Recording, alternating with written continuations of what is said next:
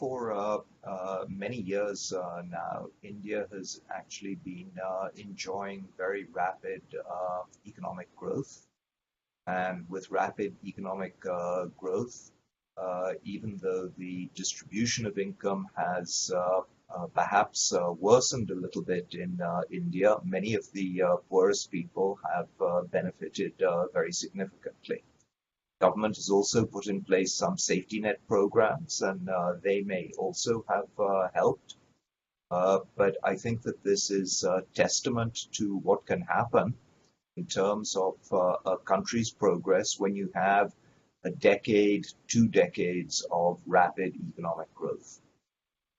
So the purpose of the World Poverty Clock is just to increase awareness of what is happening to poverty at the global level.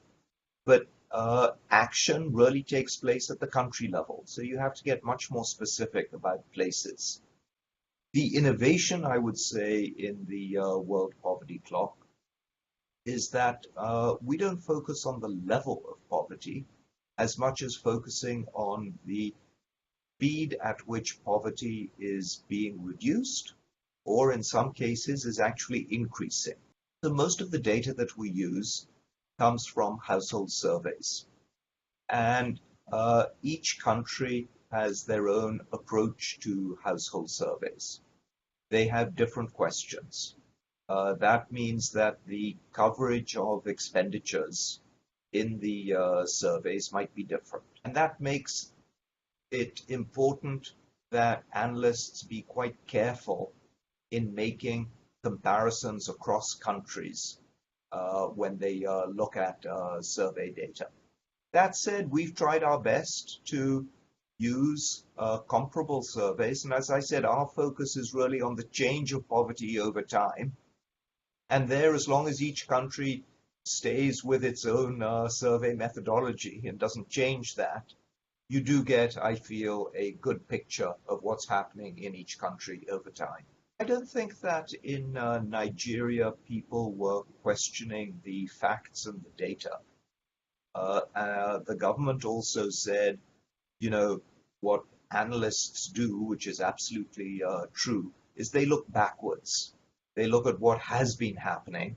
They're not looking forwards. And the government was attempting to, in Nigeria, was attempting to say, if you look at our programs, things are going to improve. We would welcome that. I very much hope that that is the case. We will continue to track and monitor what's going on in Nigeria as we do in India. One key ingredient is leadership. The world's leaders have to know and understand the characteristics of poverty in their own country. And from that point of view, I was very encouraged that we got the kind of coverage in both India and Nigeria that we did, because it suggests that the leadership is actually looking at what's happening to poverty and thinking about what kind of programs are needed. Once you have the leadership, it becomes a little bit easier because we know many of the ingredients of a policy package to help reduce poverty. As I mentioned, economic growth is absolutely fundamental.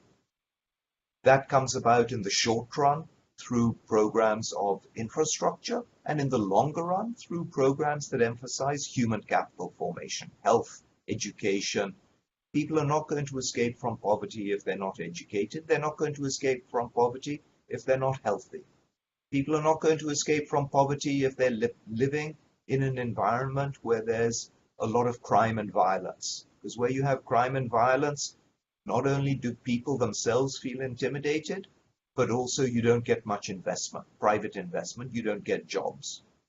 People are not going to escape from poverty where women are systematically discriminated against and where they're not part and parcel of economic activity. And people are not going to escape from poverty if they're constantly subjected to shocks.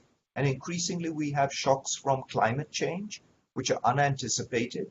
People don't have the savings to be able themselves to recover.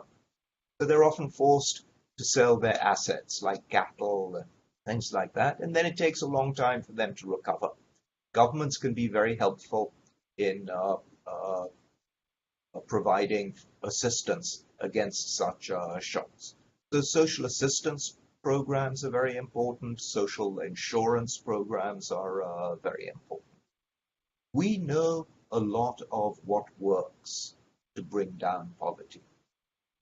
In large part today, it's a matter of getting the political leadership, the resources, and the will to actually do it.